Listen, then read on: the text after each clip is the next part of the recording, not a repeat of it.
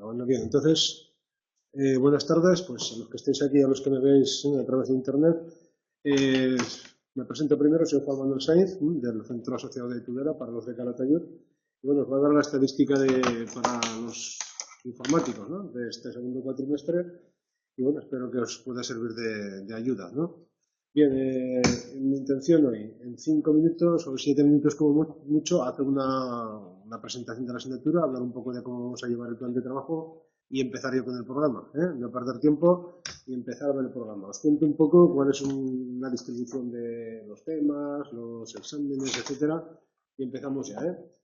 Bien, entonces, lo primero, recursos con los que contamos. El libro de texto, que me imagino que lo tendréis ya, el libro de texto, la clase presencial, que es hasta ahora.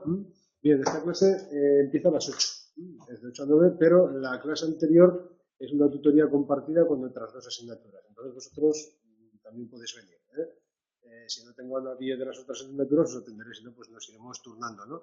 De todas formas, esto sí que hace que por lo menos empecemos las clases.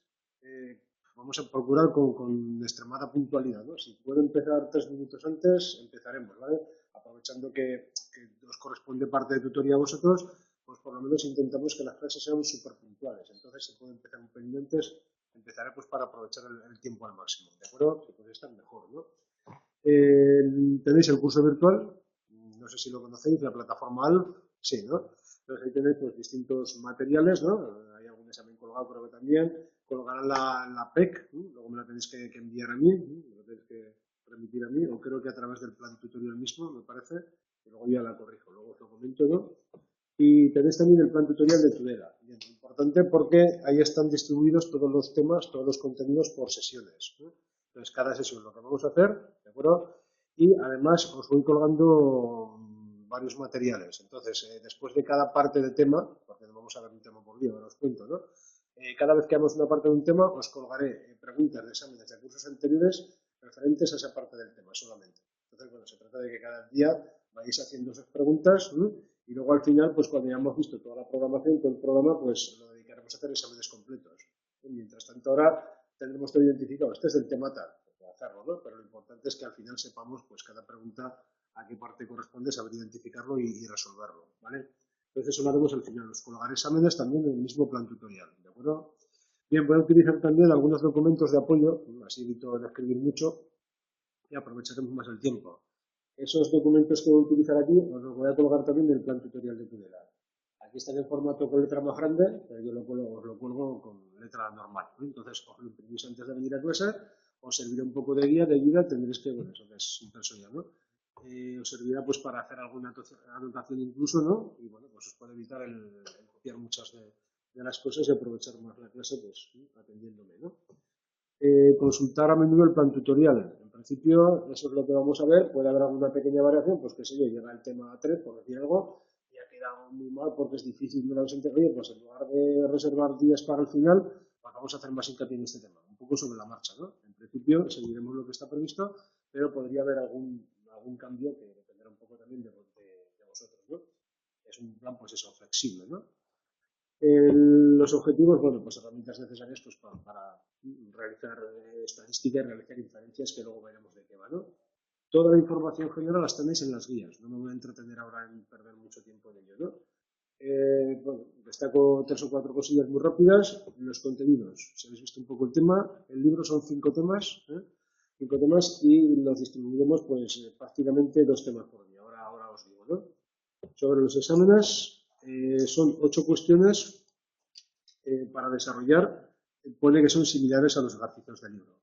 Pues sí, similares incluso, bueno, no son muy difíciles, la verdad que son bastante asequibles, ya las iréis viendo, ¿no?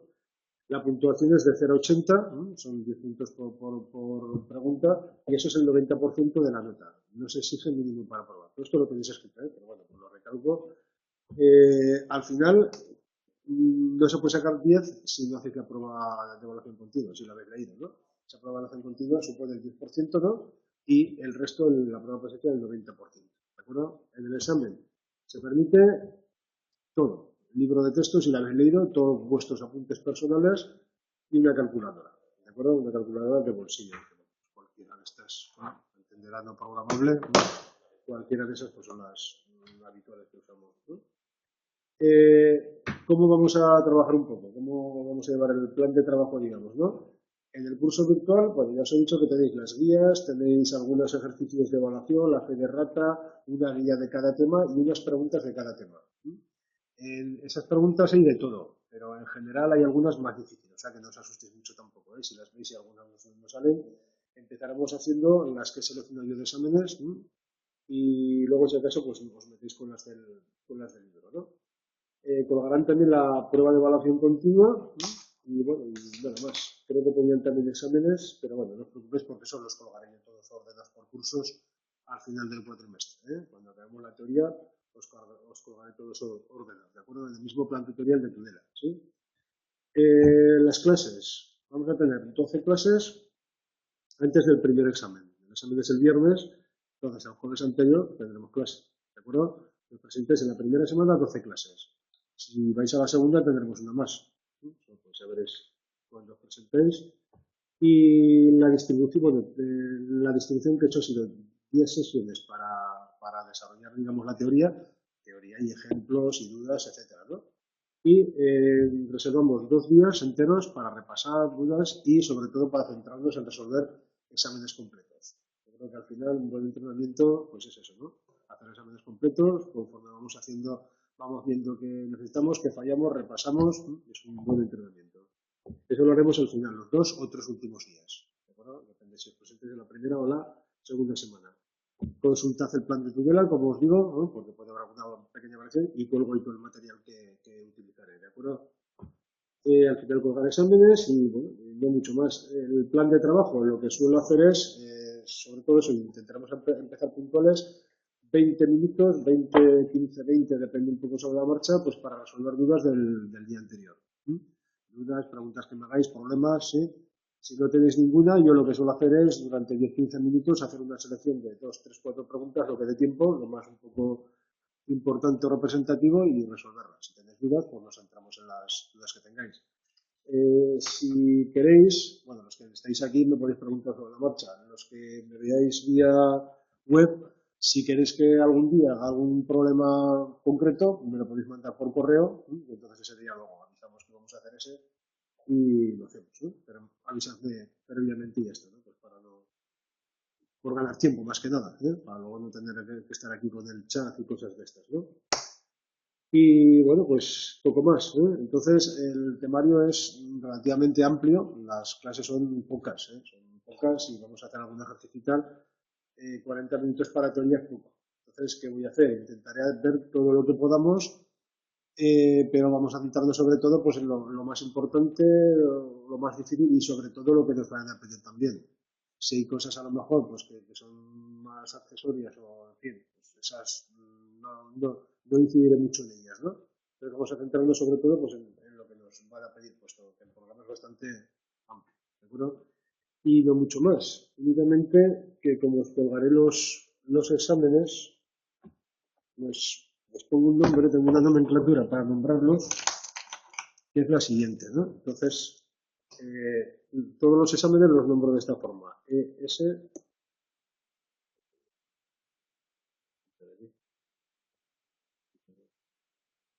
Bueno, los que me estáis viendo a través de internet, a ver si veis esta pizarra, ¿eh? Es la que vamos a usar.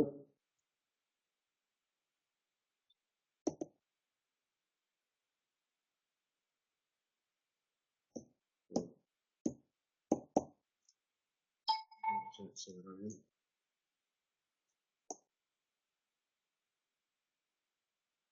Vale, venga, perfecto. Me dicen que se ven. Venga, gracias. Entonces, antes de que algún problemilla. Bueno. Bien, lo que os decía. Nomenclatura que voy a utilizar para nombrar a los exámenes, ¿no? Todos empiezan por S1, estadística de primero, y luego les nombro, como estos son de junio, ¿no? Si junio, pues les pongo Jun o SEP, ¿no? Junio o septiembre. Luego agrego un 1, un 2, de primera a segunda semana, y el modelo. ¿De acuerdo? Creo que había algunos con solución. Pues si tiene solución, o si es la solución, pues, si no es nada, esto será solamente enunciados, ¿no? Si agrego sol, será la solución. Y si es enunciados con solución, pues suelo poner con sol. Y así pues los tenemos perfectamente identificados, sobre todo pues de qué año, a qué año corresponde, porque luego al final diremos, vamos a hacer el de junio de no sé qué, el de septiembre del 13, el modelo A y tal y cual, ¿no? Pues entonces así están perfectamente identificados por el nombre. Y por mi parte nada más. ¿Tenéis alguna duda? Y si no, empezamos ya rápidamente, ¿no? Sin más pérdida de tiempo. Bien, entonces, como os decía, los documentos que voy a usar, bien, me apoyo en ellos pues porque se gana muchísimo tiempo. Los tenéis en el plan tutorial de Tudela, ¿eh? Entonces, pues eso, os recomiendo que los imprimáis y cuando estéis siguiendo la clase, pues que los tengáis delante, porque se evitará, pues eso, escribir mucho y tener más tiempo para atenderme. Bien, empezamos con el primer tema. El primer tema lo vamos a hacer en tres partes. Una primera parte sobre cuestiones generales de probabilidad, una segunda parte, un segundo día sobre variables aleatorias y un tercer día sobre vectores aleatorios, que serían variables bi o tridimensionales, multidimensionales. Esto sería, digamos, la parte básica de probabilidad que seguramente igual os suena, ¿no? Lo habéis visto pues, en estudios anteriores, os sonará. Esta primera parte, pues bueno, pues es más asequible, un poco larga, pero bueno, vamos a intentar verla pues, en el poco rato que nos queda. ¿De acuerdo? Al principio corro un poco, yo creo que me seguiréis, si no, pues me interrumpís, ¿de acuerdo? De vez en cuando los que me veáis por ahí, pues ya lo siento que no pueda estar todo el rato pendiente, porque tengo aquí la pizarra que me oculta la videoconferencia, pero de vez en cuando, pues si me acuerdo, echo un ojo al chat y si tenéis alguna cuestión que decirme me lo comuniquéis por chat, ¿de acuerdo? Bueno, empezamos pues. Bien, este sería el primer documento que, como os digo, recordad que lo tenéis en el plan tutorial de Tudela, en la página web de Tudela, en el apartado del enlace horarios. Buscáis la asignatura y ahí lo tenéis todo. Venga, tema 1, primera parte, primer día de los tres, modelo matemático al azar. Lo que vamos a hacer es estudiar lo que es la probabilidad, los fenómenos aleatorios, ¿no? ¿Qué son los fenómenos y los experimentos aleatorios? Bueno, alea viene pues de azar, que serían los experimentos, ¿no? Regidos por el azar, es decir, aquellos experimentos en los que no sabemos qué va a suceder. Ojo, no sabemos qué va a suceder, pero sabemos lo que puede suceder. Si yo lanzo una moneda no sé lo que va a salir, pero sé seguro que va a salir o cara o cruz, ¿de acuerdo? Si lanzo un dado yo no sé lo que va a salir, pero seguro que va a salir o 1, 2 o 3 o 4 o 5 o 6. Entonces eso es lo fundamental. No se sabe cuál va a ser el resultado, pero se sabe el conjunto de posibles resultados. ¿De acuerdo? Y esos posibles resultados se les llama sucesos elementales. Al conjunto de los sucesos elementales se le llama espacio muestral. Se le suele denotar en el libro omega, la letra omega, pero muchos libros lo veréis que lo denotan por una es lo mismo, ¿no? Entonces el espacio muestral es el conjunto de todos los resultados posibles, de los sucesos elementales. En el caso del dado, por ejemplo, ¿cuáles serían esos sucesos elementales? Salir 1, o 2, o 3, o 4, 5, o 6. En el caso del lanzamiento de una cara sería cara o cruz. ¿De acuerdo? Bien, ¿qué es un suceso compuesto? Un suceso compuesto es un resultado que está formado por la unión de varios sucesos elementales. Es decir, en otras palabras, un suceso compuesto no es otra cosa que un subconjunto del espacio muestral. Por ejemplo, un suceso compuesto podría ser, sigo con el caso del dado, que yo creo que es bastante ilustrativa, por ejemplo, salir un número impar. ¿De acuerdo? Bien, salir un número impar, todo suceso tiene que estar formado por unos cuantos elementos. Es un subconjunto. En este caso, el suceso salir un número impar sería el formado por 1, 3 y 5. ¿Sí? El suceso salir múltiplo de 2 sería el formado por 2, 4 y 6, o sea, salir par. A los sucesos se les suele denotar por letras mayúsculas. A, B, C, D, etc. ¿Sí?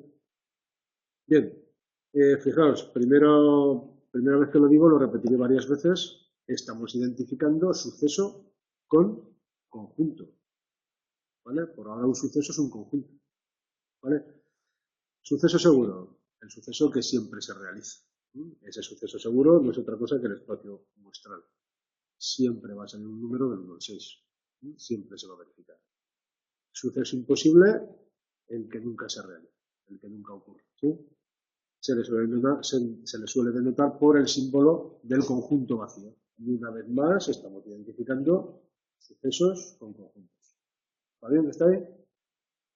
Suceso complementario de un lado, o A' o A complementario o A barra, de las tres formas. El libro creo que utiliza esta notación, ¿no? Pero bueno, son lo mismo todo, ¿eh? Suceso contrario, suceso complementario más bien contrario, ¿no?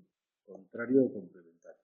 Suceso contrario de un dado, ¿qué será? ¿Qué será lo contrario al impar? Sale impar, ¿eh? Es decir, lo contrario de uno, el suceso contrario es el que sucede justamente cuando no sucede A. Es decir, sigo con el caso del dado. Si, por ejemplo, A es el suceso 1, 2, sale un número menor que 3, por ejemplo, ¿no? ¿Cuál sería el suceso contrario? El formado por lo que no está aquí, es decir, 3, 4, 5 y 6. ¿Sí? Entonces, si juntamos los dos, es el ecuación nuestra. ¿Sí? Si tenéis alguna cuestión, me interrumpís, ¿eh? Unión de sucesos. Dos sucesos A y B. Bueno, antes, no sé si venía aquí el... Sí, álgebra de sucesos. Está rara, una especie de gótica. Sí, es una álgebra de Boole, pero me parece que ni lo nombra. Bueno, es un conjunto que verifica una serie de propiedades que son justamente las propiedades que luego veremos de los conjuntos. Y efectivamente tiene estructura de álgebra de Boole. Bueno, simplemente que sepáis que es el conjunto de todos los subconjuntos. ¿Eh? Es decir, con E puedo formar muchos subconjuntos, ¿no? El subconjunto formado por el 1, el subconjunto formado por el 2, formado por el 3, por el 4, por el 5, por el 6. Ahora hay más, ¿no? El formado por el 1 y 2, el formado por el 1 y 3, 1 y 4, 1, 5, 1 y 6. Luego el 1, 2, 3, 1, 2, 4. Hay un montón de subconjuntos, ¿no? Pues todos los subconjuntos, junto con el omega, el espacio muestral y el vacío, forman el conjunto de todos los conjuntos, de todos los subconjuntos de E. Si os suena, se le suele llamar partes de E, el conjunto de todos los subconjuntos. Y esta es la A de aquí, ¿eh? El conjunto de todos los subconjuntos de E. Y es una álgebra porque efectivamente tiene estructura de álgebra de Boole. Pues, en definitiva, lo que tenemos que saber es que se cumplen una serie de propiedades que ahora voy a nombrar, ¿vale? Bueno, unión de sucesos A y B, dos sucesos, es decir, dos elementos del álgebra, dos subconjuntos de omega. ¿Me seguís, no? Dos subconjuntos de omega. ¿Cómo se define el suceso A unión B? Este símbolo suena, ¿no? Unión. ¿Cuál es el suceso unión B? Se define como el suceso que ocurre cuando ocurre o bien A o B o los dos. Con que ocurra uno, ocurre A unión B. ¿De acuerdo? Por ejemplo, sigo con el caso del dado. Suceso A, salir un número menor que 3. Suceso B, salir, por ejemplo, un número par, que sería, el formato siempre es un subconjunto, por el 2, 4 y 6. ¿Quién sería A unión B? Vamos a ver. Si ocurre 1, ¿ocurre A unión B? Sí, porque si ocurre 1, ocurre A. Y si ocurre A, ocurre A unión B. Luego el 1 forma parte de A unión B, ¿no? Si ocurre 2, ocurre A. Luego ocurre A unión B. Luego el 2 forma parte de la unión. El 2, ya lo he puesto, no lo voy a repetir. El 4 también me vale y el 6 también me vale. Es decir, ¿cuándo sucede la unión B? Cuando ocurra cualquiera de estos sucesos elementales. En definitiva, lo único que estoy haciendo es juntar todos los elementos, ¿no? Unir los dos conjuntos. ¿Recuerdas lo que es la unión de conjuntos? Coger los elementos de uno y los elementos de otro y juntarlos. Hombre, el 2 que está repetido no lo repito, lo pongo una vez solamente. En definitiva, la unión de sucesos es prácticamente lo mismo que la unión de conjuntos. ¿De acuerdo? Otra nueva identificación, suceso y conjunto. Ya no solamente con la definición, sino con la operación de unión. ¿Sí? ¿Cómo se define la intersección? Pues el símbolo, la inter B, A y B. Es el suceso que ocurre cuando ocurren simultáneamente A y B. Tienen que ocurrir los dos. En nuestro caso, ¿qué sería intersección B? Para que ocurran los dos, ¿qué tiene que suceder? El 1 me vale, no porque ocurre A pero no B, ¿sí o no? El 2 me vale, sí porque ocurre A y ocurre B. Luego el 2 está la intersección, ¿no? El 2, ya lo he puesto, el 4 no me vale, porque sucede B pero no A. y el 6 sucede B pero no A. ¿Vale? Luego el suceso intersección de A y B es el formado por el 2. Insisto en que cualquier suceso es un subconjunto de omega. En este caso, un subconjunto de un elemento formado por el 2. ¿De acuerdo? Y resulta que la intersección de sucesos no es otra cosa que la intersección de conjuntos, los elementos comunes. ¿Sí? ¿Vale? Los elementos que están en los dos conjuntos. Otra vez volvemos a identificar suceso con conjunto. Al final los sucesos son conjuntos. ¿Sí? ¿Recordad los diagramas de Venn? ¿Sí? Los sucesos, los conjuntos, los sucesos, se les suele denotar por letras y por circulitos o elipses, ¿no? ¿Quién sería la intersección? Bueno, esto está un montón de elementos por aquí, ¿no? Bueno, pues los elementos que están aquí y aquí son los que están aquí en medio, ¿no? Luego este trocito de aquí representaría la intersección de conjuntos, que es lo mismo que la intersección de sucesos, ¿no? Esto es A inter B. ¿Sí? ¿Y quién sería la unión? La unión sería todos los de A, ¿de acuerdo? Y todos los de B. Luego la unión es todo. ¿Vale? Si representamos por omega, se suele representar así, pues en un rectangulito, si este es omega, si este es A, el contrario que sería lo que no está, ¿no? Lo exterior, si lo tenéis, ¿no? Lo contrario es lo complementario. ¿Listo? Visto hasta aquí, ¿no? Unión, intersección, sucesos, conjuntos. Prácticamente lo mismo, ¿no? Estamos identificando sucesos con conjuntos. Bueno, pues resulta que, como la unión de sucesos es lo mismo que la unión de conjunto, todas las propiedades que tengan los conjuntos la tendrán los sucesos. Se ve, ¿no? Más o menos, no puedo quitar esto. Bueno, sí, se ve bien, ¿no? Ahí va, aquí esto no es la primera vez que me pasa. Esto ahí sale bien, impreso sale bien. Aquí hay algún símbolo que la pizarra esta no la lee bien, por lo que sea. Bueno, si tenéis el documento impreso que os he colgado, esto es omega contrario y esto es omega. Es decir, el contrario del seguro es el imposible. El contrario del imposible es el seguro. ¿De acuerdo? Esto es omega, ¿cómo empezó? Sí, omega unión A. Si juntamos todo con A, ¿qué me queda? Todo. ¿Sí? ¿Qué hago? A todo le agrego A. No hay que agregar nada, ya está, ¿de acuerdo? Si a todo le interseco con A, ¿cuáles son los elementos comunes? Solamente los de A. Si unimos el vacío, el imposible con A, ¿qué hago? A A, agregarle nada. Luego lo dejo como está. Y si busco los elementos comunes al vacío y A, no hay ninguno, porque el vacío no tiene ningún elemento. ¿Sí? Luego, imposible, intersección, imposible. En otras palabras, para que se verifique la intersección del imposible y el A, se debe verificar el imposible. No puede darse nunca. ¿Sí? Se verifican las propiedades conmutativas. ¿Sabéis lo que es la conmutativa, no? A 3 por 2 igual a 2 por 3, pues aquí A unión B igual a la unión A. Lógico, ¿no? A unión B y B unión A, lo mismo, ¿no? Y la intersección lo mismo, ¿no? Las asociativas os unan, si junto 3 sucesos, me da igual juntar los dos últimos. Bien, 1, 2, no me entretengo mucho en esto, ¿eh? A, B, C, pero para que veáis que con las propiedades de los conjuntos se demuestran fácilmente. B unión C, ¿qué hago? B con C, ¿de acuerdo? Si ahora lo junto con A, ¿qué me da? Todo. Si lo hago al revés, punto primero A con B, punto primero esto, con esto, ¿lo veis? Me da los dos círculos de arriba. Si luego lo junto con C, me vuelve a dar todo. Al final son iguales. Lo mismo puedo asociar con la unión que con la intersección. ¿Sí? Las distributivas. La distributiva del producto respecto a la suma os suena, ¿no? Esto es A por B más A por C. Pues la distributiva de la intersección respecto a la unión sería A inter B unión A inter C. Y la otra distributiva también se ¿sí? Y las leyes de Morgan es el complementario de la unión en la intersección, ¿eh? ¿Lo veis? Complementario de la unión, intersección de contrarios. Y contrario de la intersección, unión de contrarios. Lo podéis hacer por circulitos o con lógica, digamos, ¿no? ¿Qué tiene que suceder para que no suceda A y B? Pues que falle alguno de los dos. Que falle A o que falle B. ¿Sí? Que no se cumpla A o no se cumpla B.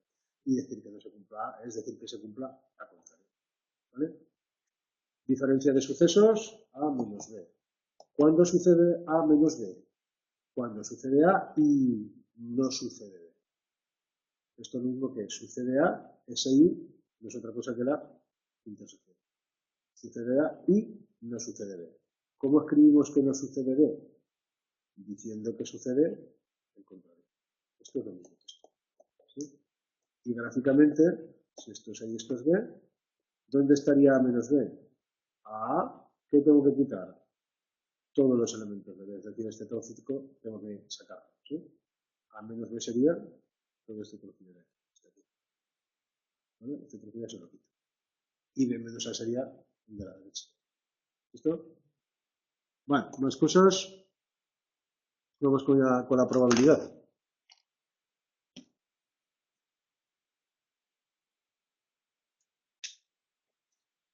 Bien, la probabilidad se puede definir de varias formas. Digamos que lo que vamos a hacer es asignar a cada suceso un número que me va a mostrar la confianza que tengo en que se verifique, ¿no?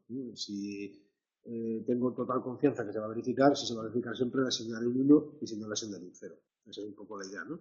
Asignación, cuantificar, digamos, ¿no? La confianza en que tengamos en que se vaya a verificar ese suceso, la seguridad, el grado de seguridad de alguna manera, ¿sí? Bien, hay dos, en realidad son tres. Vamos a empezar con dos definiciones. La más simple, y es casi siempre por donde se empieza, es lo que se llama definición clásica de probabilidad, ley de Laplace. Cuando todos los sucesos elementales son equiprobables, o sea, cuando todos tienen la misma probabilidad, se define la probabilidad del suceso como el número de elementos de A partido por el número de elementos de esto es omega. El símbolo de omega. Es decir, los casos favorables a A entre los casos posibles. ¿Sí? Bueno, por ejemplo, el caso del dado.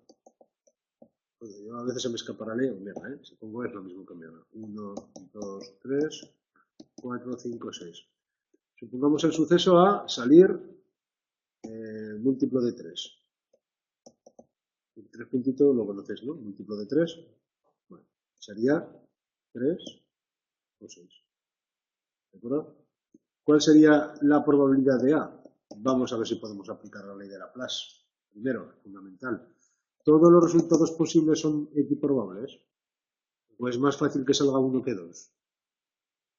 ¿No está trucado? Sí, si no está trucado, admitimos que todos tienen la misma probabilidad, ¿de acuerdo? Entonces, admitimos que los sucesos son equiprobables, se puede usar la ley de Laplace. Es decir, casos favorables, 2. ¿Sí? Casos posibles, 6. Es decir, un 0,33. Ahora veremos un poco el significado de eso. Sin problemas, ¿no? Extraigo una carta de una baraja, ¿cuál es la probabilidad de oros? 10 casos favorables de 40 posibles. 10 partido por 40 un cuarto. ¿Sí? Admitiendo que todas las cartas tienen la misma probabilidad de ser extraídas. ¿Correcto? Una urna con 3 bolas blancas y 5 negras. ¿Cuál es la probabilidad de blanca? 3, que si todas bolas tienen la misma probabilidad, que entendemos que sí, si no nos dicen lo contrario. 3 blancas favorables frente a 8 posibles. ¿De acuerdo? Y esto es aplicable siempre que el espacio muestral sea finito, ¿no? Sí, claro, porque si es finito, ahí la cosa cambia. No podemos dividir infinitos números. El espacio muestral efectivamente podría ser infinito. No lo he comentado, pero efectivamente imaginad que el experimento que consiste en lanzar una moneda hasta que salga la primera cara. Entonces, ¿cuál sería el conjunto de resultados posibles?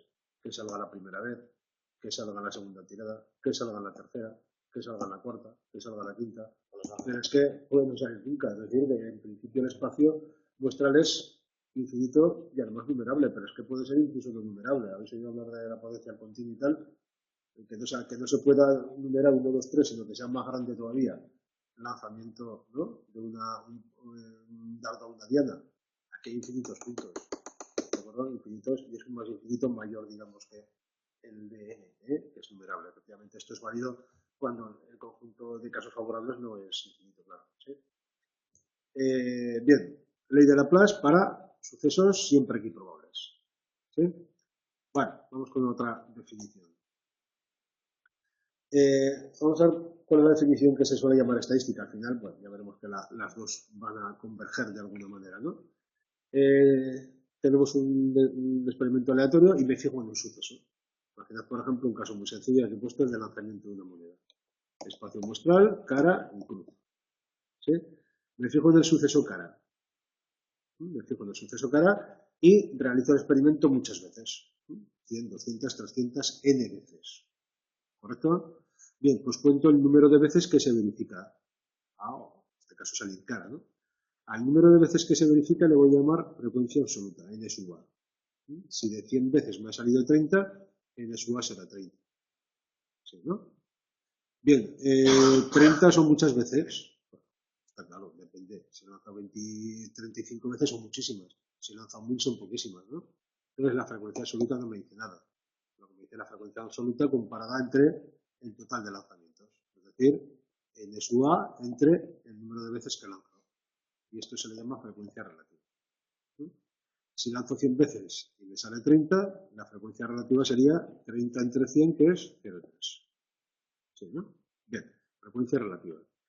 ¿Qué propiedades tiene la frecuencia relativa? Esto también sale mal a veces. Esto es menor o igual, menor o igual.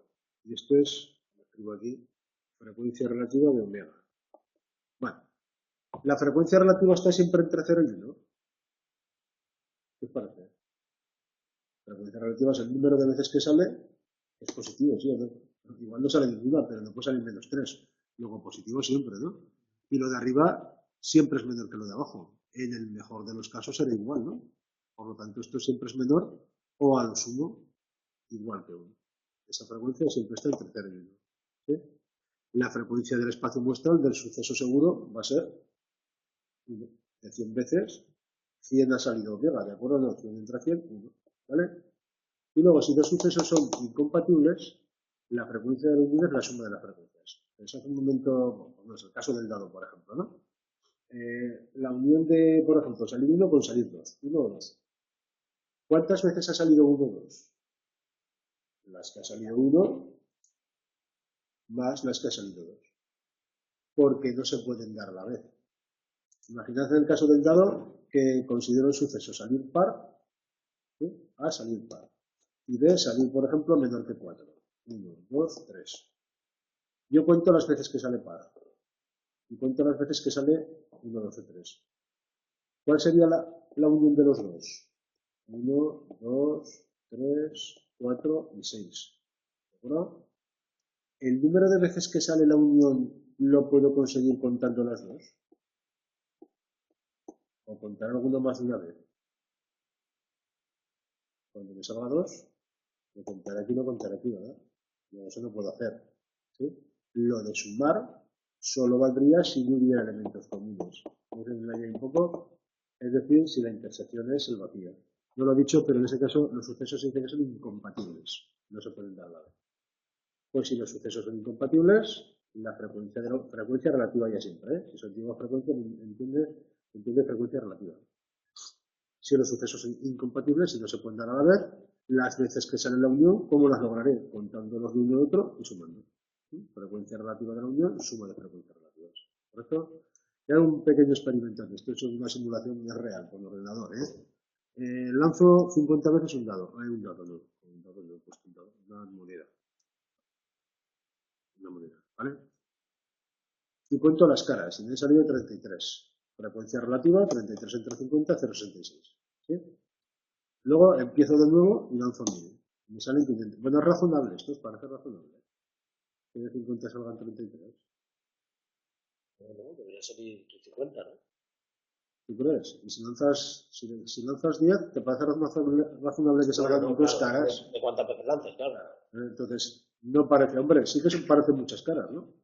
Pero bueno, yo sí que lo aceptaría, no diría que, hasta ahí no diría que el dado está trucado, ¿no? Si lanzo 10 veces y me salen dos caras, lo admitimos, ¿no? Dificilillo, pero puede ser, de 10 lanzamientos a la vez, puede ser, ¿no? Ahora, que de 100 salgan 20, eso es más complicado, ¿no? Esa es un poco la idea que vamos, ¿no? Si lanzo 1000, ¿sería razonable que hubieran salido 300 caras? Podría ser, pero a que lo vemos más difícil, ¿no?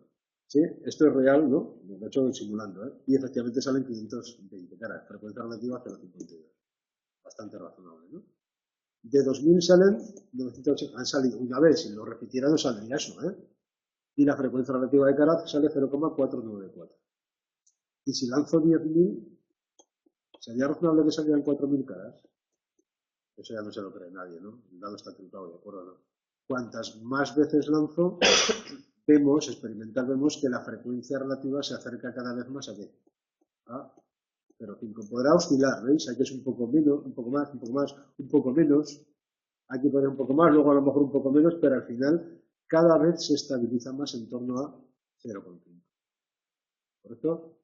Entonces, el límite, y si yo calculo el límite de esta frecuencia relativa cuando n es muy grande, técnicamente cuando n tiende a infinito, eso ya sabéis, ¿no? Cuando n tiende a infinito, al límite de la frecuencia relativa es a lo que llamaremos probabilidad. ¿Vale? Y hombre, y ahora volvemos a lo anterior. Si los sucesos fueran equiprobables, la cara y cruz, ¿vale? Experimentalmente vemos que efectivamente el límite de la frecuencia es un medio. Pero es que ya lo habíamos admitido de antemano, ¿no? Claro, si son equiprobables, ¿qué pasará? Que la mitad de las veces aproximadamente saldrá cara y la mitad cruz. La frecuencia relativa tiende a un medio. ¿Se ve un poco la idea? Entonces el límite de esa frecuencia relativa es la probabilidad. Vamos a darle la vuelta ahora, ¿no? Cuando decimos que la probabilidad de que salga un 1 en el caso del dado es un sexto, estamos admitiendo la equiprobabilidad, ¿de acuerdo o no? Damos la vuelta ahora y decimos, ¿qué pasaría si lanzáramos muchísimas veces el dado? Significaría que la sexta parte aproximadamente saldría un 1, la sexta parte saldría 2, la sexta parte saldría 3, ¿no? Si me sale antes que la probabilidad de que, no sé qué, de que gane el equipo tal a no sé cuántos es del 75%, P es 0,75, ¿qué interpretación daríamos a esto? Que de las 10.000, bueno, las 1.000 veces que se han enfrentado, o las que sean, ¿no? Del montón de veces que se han enfrentado, en 75 de cada 100 ha ganado el equipo que sea. Esa es un poco la idea de probabilidad, de a lo que se acerca, ¿no? Esa frecuencia relativa. Una repetición del experimento muchísimas veces, claro, no 100, cuando n es muy grande, cuando n tiende a infinito. ¿Listo? Bien, y ahora ya vamos ya a la generalización, ¿no? Definición axiomática de probabilidad. Se trata de definir una función, de aquí, esto más o menos lo tenéis claro también, ¿no? A cada elemento de aquí, a cada suceso, esto es un suceso, ¿os acordáis? A cada suceso le asigno un número real, que cumple las siguientes condiciones. Ese número real es a cada A su probabilidad, ¿sí? Bueno, pues ese número tiene que estar entre 0 y 1. Bueno, no lo he dicho, pero claro.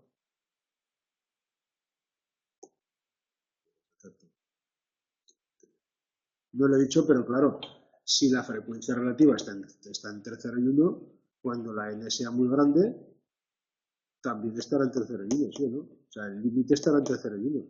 Es decir, la probabilidad de un suceso estará entre 0 y 1. ¿De acuerdo? Bien, cuando la n es muy grande, la frecuencia relativa de omega se acerca a la probabilidad, es decir, la probabilidad de omega va a ser 1. ¿Sí? Y cuando la n es grande, esto se aproxima a la probabilidad de qué? De A unión B, ¿no? Esto se aproxima, tiende a la probabilidad de A y esto tiende a la probabilidad de B. Es decir, esa tercera propiedad básica nos dice que si los sucesos son incompatibles, la probabilidad de la unión es la suma de probabilidades. ¿De acuerdo? Y estas son las tres propiedades que van a definir a una probabilidad en general. Los tres axiomas que vamos a llamar. Es decir, vamos a llamar a probabilidad a cualquier función que cumpla esas tres condiciones.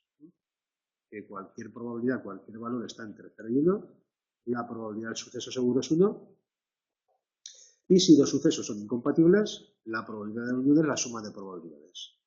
¿Correcto? Bien, importante, aquí he puesto, parece que lo he puesto por ahí, sí, nota, probabilidad y área. A y B.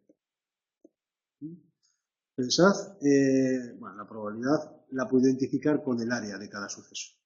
Probabilidad, área. ¿Correcto? Bien, la probabilidad, el área está entre 0 y 1. Bien, muy bien. Si entiendo que el rectángulo tiene área 1. ¿Sí? El área del total, 1 y ya está. Y todo suceso tiene una probabilidad, un área entre 0 y 1. Segunda cuestión. Bueno, ya lo he dicho, la del total es 1. Y la tercera, esta, la importante, ¿no? ¿Qué quiere decir que los sucesos sean incompatibles? Que no se solapen. ¿Correcto? Y si no se solapan, el área total será la suma de las áreas. O sea, en realidad, estas propiedades de la probabilidad son propiedades de las áreas, propiedades básicas de las áreas. Por eso, para demostrar propiedades, utilizaré las propiedades de las áreas. Pienso en que la probabilidad es un área. ¿De acuerdo? Bien, espacio probabilístico es una terna, sin más, no tiene mayor trascendencia. El espacio muestral, el conjunto de todos los sucesos y la probabilidad que acabo de definir. ¿Correcto? Bien, a partir de estas tres propiedades, esto es importante, se demuestran varias propiedades de la probabilidad, todas estas. Nombro alguna muy rápida. La ley de Laplace parece lógico también, ¿no? Si todos tienen la misma probabilidad, la cara y la cruz, ¿no? Si todas tienen la misma probabilidad, ¿sí? La mitad de las veces saldrá una, la mitad otra, ¿no? Caso del dado, si todos tienen la misma probabilidad, la sexta parte saldrá 1, la sexta parte 2, etc. ¿Vale? O sea que la ley de Laplace es válida en cualquier probabilidad siempre y cuando los sucesos sean improbables. ¿Correcto? Algunas que son muy sencillas. Probabilidad del contrario. Entre A y el contrario suman 1, ¿sí o no? Luego, si no es 0,3, la del otro tiene que ser 0,7. Probabilidad del contrario, 1 menos PDA. ¿Correcto? Probabilidad de la resta. Esta me parece que no viene en el libro, pero puede ser interesante. La resta de 2 es esta. ¿Cuál es la probabilidad de esta zona negra? Fácil. A la de A, ¿qué le quito? Ojo, no le puedo quitar todo, porque igual le quito más de lo que tiene. ¿Qué le quito solo? El trocito este de aquí. ¿Veis? Todas estas propiedades se pueden ver fácilmente trabajando con áreas.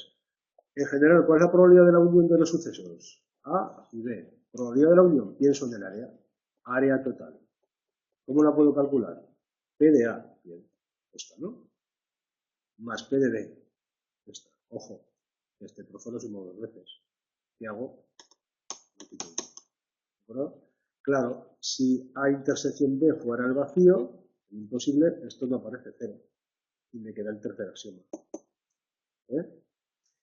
Y luego, si ya está incluido B, P de A menor o igual que P de B. ¿No? Si es más pequeño, probabilidad más pequeña. ¿Vale? Bueno, una cosa más y pasamos a las fórmulas un poco más. ¿Cómo se construye una probabilidad? Bueno, yo puedo construir una probabilidad siempre y cuando, como yo quiera, pero siempre y cuando cumpla los axiomas. ¿Correcto? Por ejemplo, en el caso del dado, ¿cuál sería la forma natural de construir una probabilidad? Bueno, pues a lo mejor a este le puedo dar probabilidad 0, 0, 0, 0, 0, 0 y 1.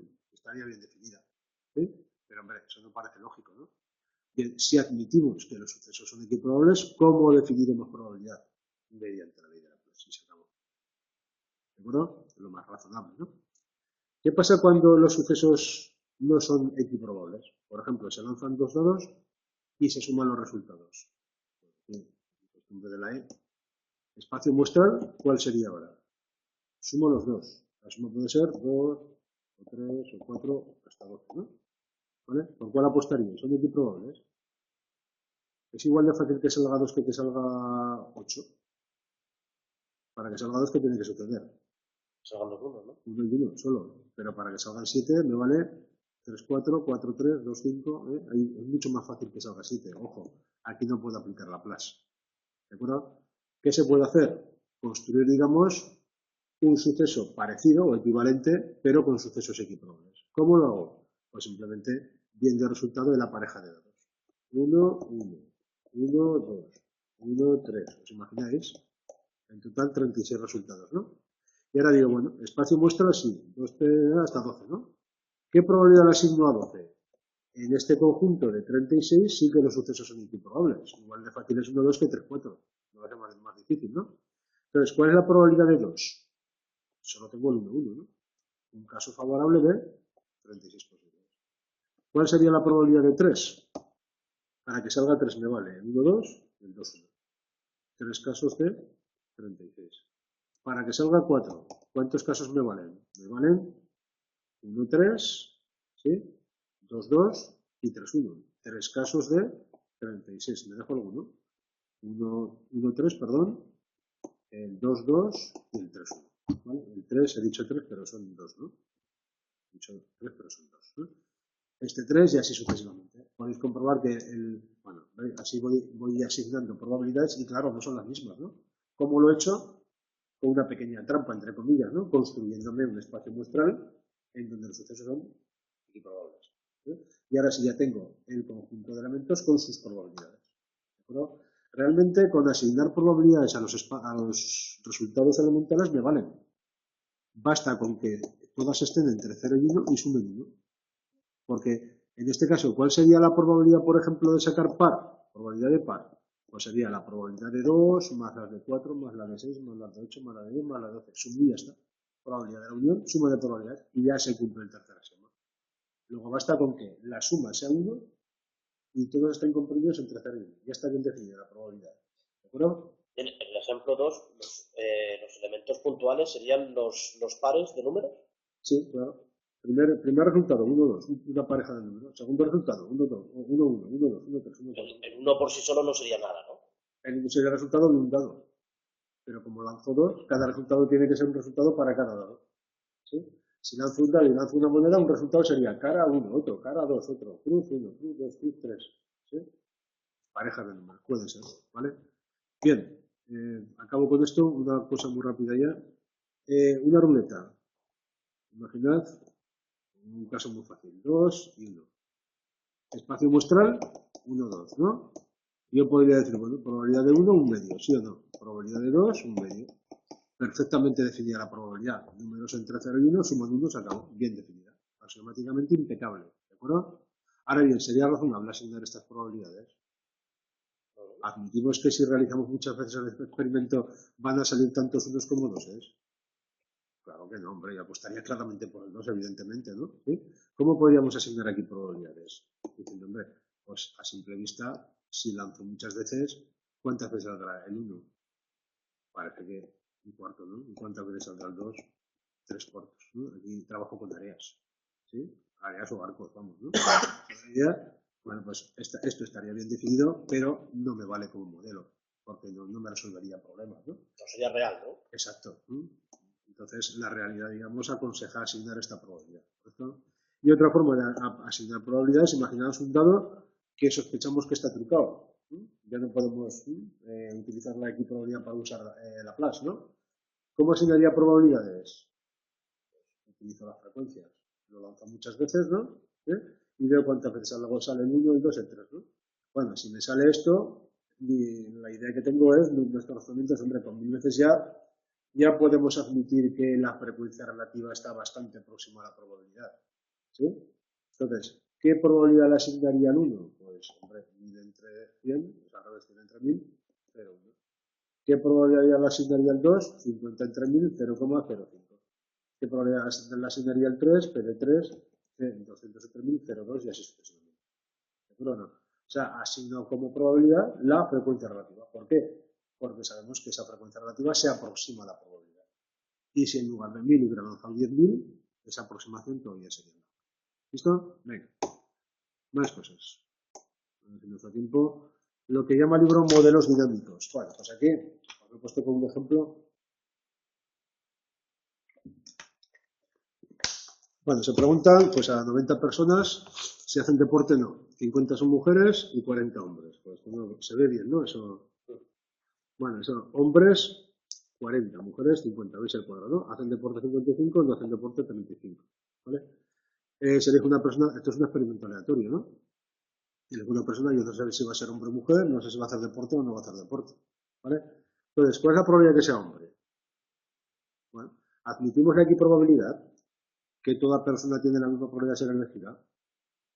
Porque no, ¿no? Si no me dicen lo contrario, sí, ¿no? Los meto todos en una urna, les doy una papeleta a cada uno y extraigo un número del 1 al 90. ¿Correcto? Luego, en principio admitimos que todos tienen la misma probabilidad de ser extraídos. Probabilidad de hombre. Casos favorables, casos posibles. ¿Os acordáis? Casos favorables a hombre. ¿Cuántos hombres hay? 40. ¿Y cuántos de? 90. Luego, probabilidad de hombre, 4 novenos. ¿De acuerdo? Si realizo muchas veces el experimento, de cada 9 veces aproximadamente, 4 me saldrá hombre. ¿Vale? Y si hicierais el cálculo, si hacéis 4 novenos, 4 dividido entre 9 igual a 0,44. Significaría que si realizo el experimento muchas veces, en el 44% de las veces saldrá un número. Esa es la idea, ¿de acuerdo? Probabilidad de que haga deporte. Casos favorables, casos posibles, ¿no? ¿Cuántos hacen deporte? 55. ¿Cuántos? De 90. Sí, ¿no? Otra pregunta que me van a hacer. Probabilidad de que sea un hombre que hace deporte. O sea, que sea hombre. ¿Eso cómo se traduce? Hace hombre y deporte, ¿no? H, I, esa I es una intersección. Las dos cosas a la vez. Hace es hombre y hace deporte. Lo mismo. Casos favorables, casos posibles. ¿Cuántos hay hombres que hacen deporte? Hombres que hacen deporte, 25. ¿De cuántos? 90. ¿Sí? Ojo a esta pregunta ahora. Haga deporte sabiendo que es una mujer. Ahora ponemos un tiempo, hacemos el experimento y vosotros no veis el resultado.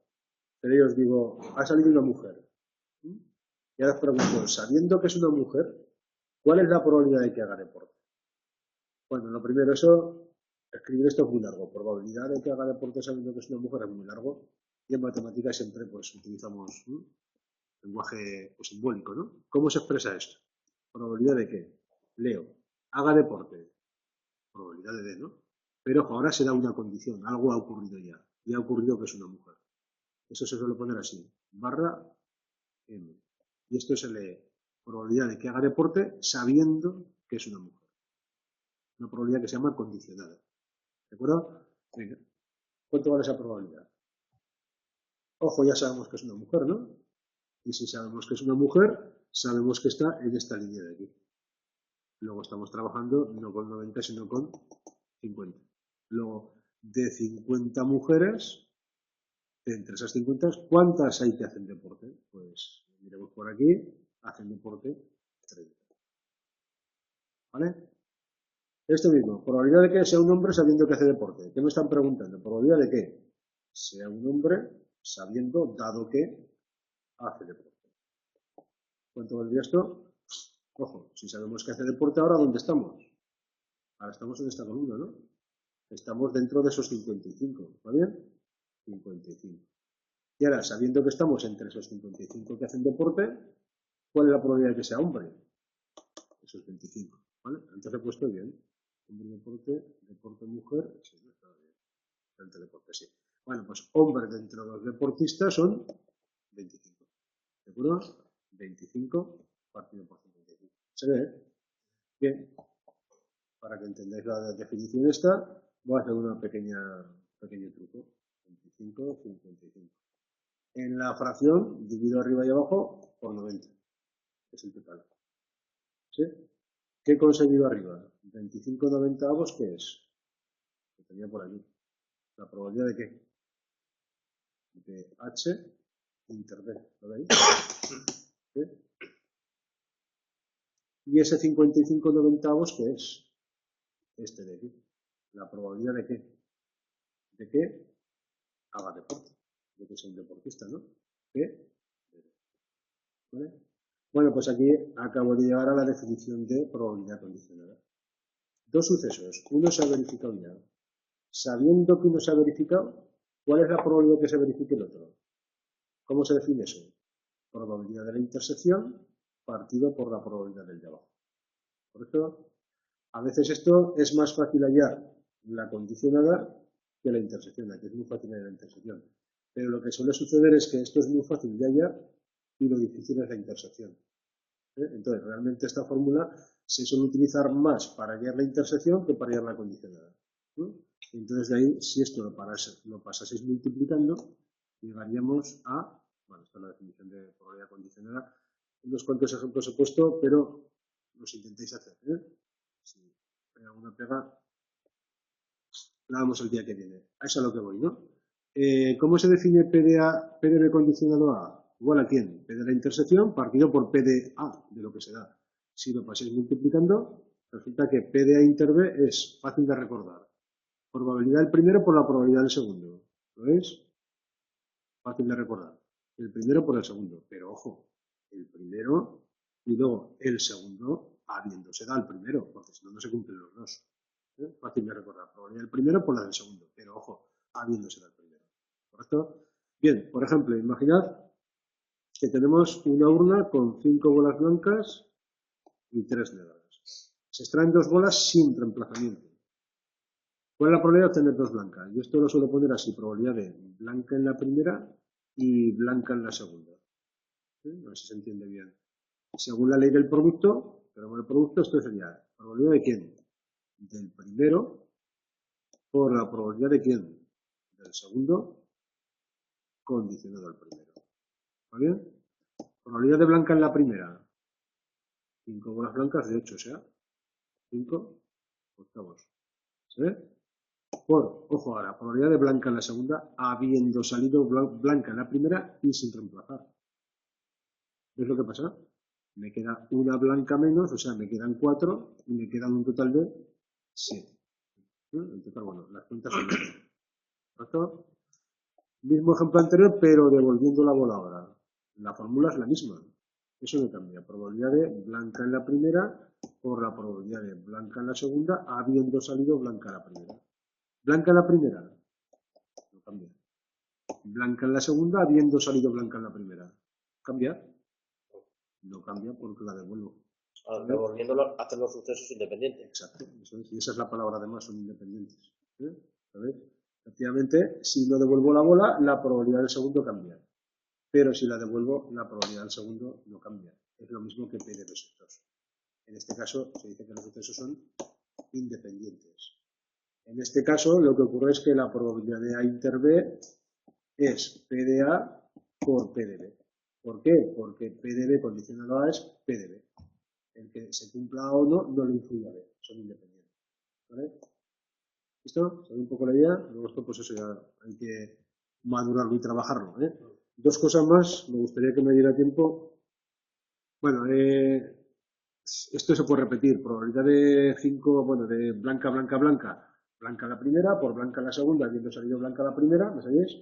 Por blanca la tercera, habiendo salido blanca las otras dos. O sea, se puede repetir el experimento. Probabilidad de 5 caras en 5 monedas. Cara en la primera y cara en la segunda y cara en la tercera, como son independientes, un medio, un medio, un medio, un medio, un medio. Porque que salga cara en la primera no afecta a la cara de la segunda, no le cambia la probabilidad. ¿Se ve? Bueno, pues ahora dos cosas más. Bueno, esto sería la generalización que os acabo de decir. Y ahora teorema de la probabilidad total. Yo creo que en 5 minutos acabamos. Bien, un problema parecido. Tenemos dos urnas. La urna A con 5 blancas y 4 negras. Y la urna B con 2 blancas y 3 negras. Se lanza una moneda trucada, en la que de cada 4 lanzamientos en 3 sale cruz. Es decir, probabilidad de cruz es 3 cuartos, ¿sí, no? Y probabilidad de cara, un cuarto. Está trucada, ¿de acuerdo? Bien, dice, si la moneda sale cara, extraigo de la A. Si sale cruz, extraigo de la B. Dice, se lanza la moneda y se extrae una bola. Dice, ¿cuál es la probabilidad de que sea negra? Claro, ahora, para que sea negra, la puedo extraer por dos caminos. De aquí a aquí, ¿no?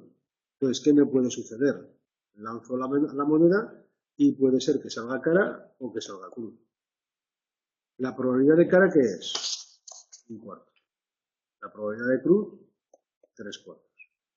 Ahora bien, si sale cara, la bola puede salir blanca o negra. Y si sale cruz, blanca o negra. ¿Qué pongo? Esto que es la probabilidad de que lo que he puesto aquí es la probabilidad de cara, ¿no? Y aquí he puesto la probabilidad de cruz, ¿no? ¿Qué pongo aquí? ¿Probabilidad de qué? De que salga blanca, ojo, habiendo salido cara. ¿De acuerdo? ¿Y qué probabilidad es esa? Si ha salido cara, extraigo de A, ¿verdad? Y en ese caso la probabilidad de blanca es de 5 novenos. ¿Se ve?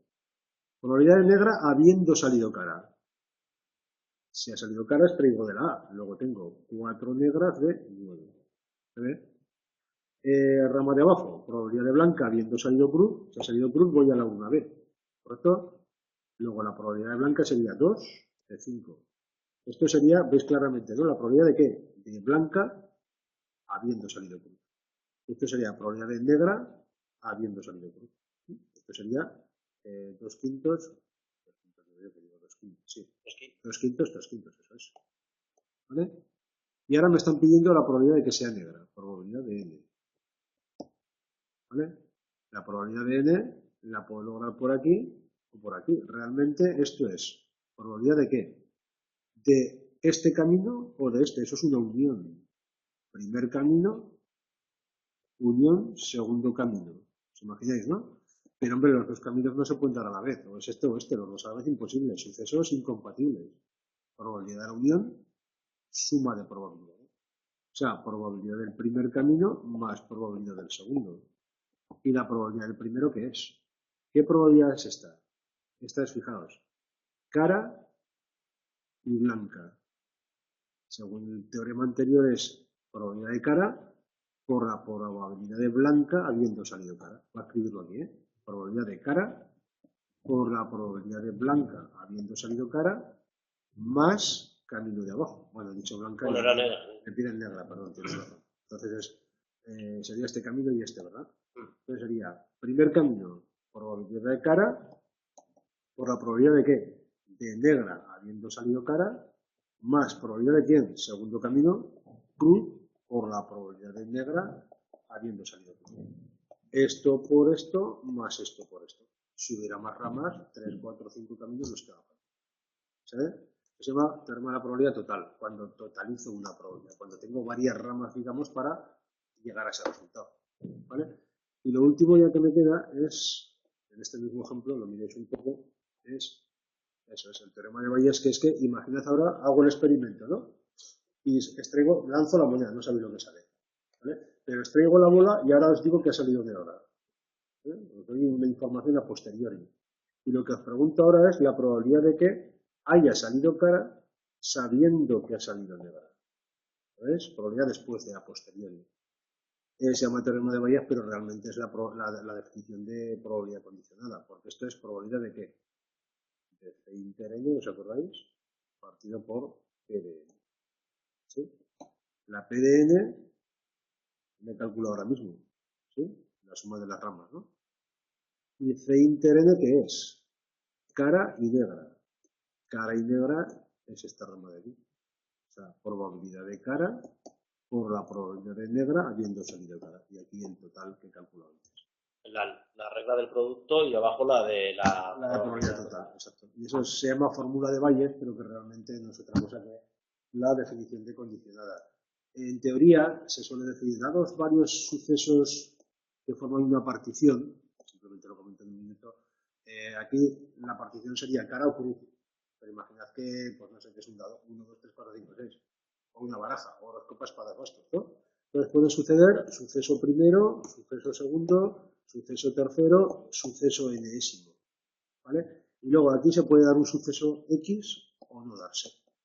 Puede darse o no darse. ¿Os imagináis? Tenemos la probabilidad total que diría, probabilidad de X es igual a ¿quién? Esta rama más esta, más esta, más esta, más esta, más esta. O sea, sería la probabilidad de A sub 1 por la probabilidad de X condicionado a A sub 1. Más segunda rama A sub 2, probabilidad de X condicionada a A sub 2. ¿Os suenan los sumatorios? Sumatorio, si aquí en lugar de un 1 pongo I, y aquí pongo desde I1 a, desde I igual a 1 hasta N, estoy sumando todas las ramas. ¿De acuerdo? Entonces así se suele iniciar el teorema de la probabilidad total, a nivel ya formal, ¿no? Y el de Bayes sería probabilidad de quién, de A sub, lo que sea, A sub I condicionado a X sería, ¿quién sería esto? La rama I, o sea, probabilidad de A sub I, ¿no? El 2, el 3, por la probabilidad de X condicionada a sub I y partido por P de X, y esto se lo puede leer abajo. Es una forma de iniciar el teorema de Bayes, pero ya veis que por arbólicos es más fácil de recordar. Muchas cosas, ¿no? Ahí.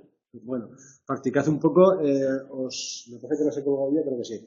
Intentad ver primero las preguntas que os cuelgo, que son de exámenes de años anteriores, y si os queda tiempo, hacéis los del curso virtual. Hay algunas complicadas, o sea, si hay alguna que no sale, no te moralices, La semana que viene resolveremos los ejercicios que están colgados. Eso es, entonces, todos no, haremos algunos 3 o lo que nos dé tiempo. Veremos el siguiente. Y veremos, sí, la segunda parte de este tema. Es vale. un poco la tónica que queremos. Las dudas que me preguntéis, si no hay dudas, pues selecciono 2 o 3 problemáticas, los que más me parezca, y luego pues seguimos con la segunda parte. Procurad eso, hacer por lo menos, a ver si salen varios de los que os cuelgo yo. Al principio igual cuesta un poco también, ¿eh? O sea que tampoco os desmoralicéis mucho cuando veáis cómo se hacen, pues eso, ya veréis que se van a entender las cosas. Venga, entonces hasta el jueves a todos, ¿vale? Bueno, recordad que la clase está grabada, ¿eh? La cuelgo, Sí, sí. la colgaré en Inteca si queréis volver a verla. Creo que la grabamos, ¿no? Vale. Venga, hasta el jueves.